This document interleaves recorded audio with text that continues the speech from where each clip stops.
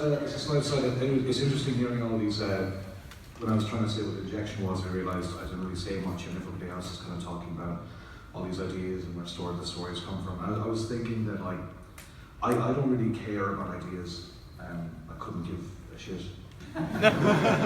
Not your ideas, geniuses, but just in that I find when I'm reading a story, I'm more interested in the approach. I think it's how I don't think there's such thing as a bad idea. I think in the right hands it can be a great idea. In the wrong hands it could be a train wreck. You know, any great film you've seen could have been a train wreck in the wrong hands, and I think that the execution is where the real magic happens. So I just thought I had a point of view there. I just wanted to get it across. As far as injection, when me and Warren were talking together, I wanted to kind of have a very restrained approach. I was kind of rewatching a lot of Wes Anderson films, and like him or loathe him, He's so great at action. But like him or loathe him, he has a very definite approach in how he makes films. Everything's very symmetrical, everything's very staged. And so when with it coming to injection, I wanted to, especially if you've done like superhero comics where it's like real bang, bang, bang, whatnot, I wanted to kind of make a HBO slow burn type of book, which is very hard to do in today's market because everything's about what's new and this, that, and the other. This is kind of different because injection is a slow burn, it moves slowly, it's paced slowly. So when bigger, more impactful moments of the crazy hallucinations or the supernatural elements or the action bits happen, they have real impact.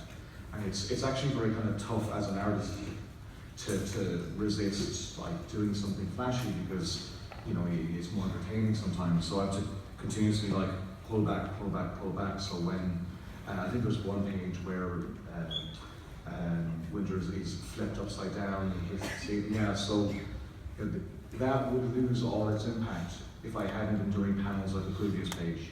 By trying, you gotta have contracts. You have to hold back so that the things that have impact have impact. Because if everything has impact, nothing has impact. Yeah, it just seems like it's just like a strobe light or something.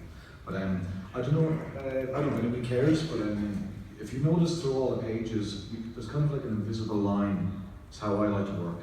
An invisible line. If you put it down in the middle of the page, you'll see I'm trying to kind of balance compositions. So if something's on the left-hand side of one panel, I might try to balance it by being to the right on the next.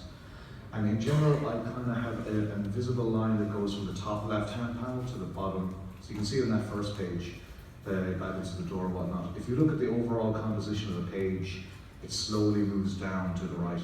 Because I feel like we read left to right, but at the same time, when we look at a page, I feel we all know we're going to go to the end. So I always try and compose pages that will kind of overall slowly move you into that corner. And you can even see in the next one where I'll kind of, overall composition-wise, things kind of slowly move down to that corner. And that's something I really wanted to play with. If you're working kind of like with the writers or different characters, you kind of have less control over how you can do that. But Warren knows that's something I kind of want to play with. And even in the that page with the upside down and whatnot, if you put that line down the middle of the page again, you can see it's all composed. That's difficult because everything's upside down. So you have every reason to look up. If you bear with me, he's hitting the ceiling, but we were going to read down, but he's actually being thrown up. So I had to try find a reason to pull the reader down the page where you're going to feel like you should be going up the page. So you can see I broke the panel border in the first panel into the second panel, and I never do that. I very, very, very rarely break the panel border, but I feel like I had to pull you down the page that way. And it's that type of stuff that I'm really interested in doing. I trust what Warren, he's written a few things, so I think. But this is what gets me up in the morning, like trying to figure out how I can kind of use composition and flow a story in a way that's satisfying. So I feel that when you read the book, it's more of an experience rather than having read a collection of panels.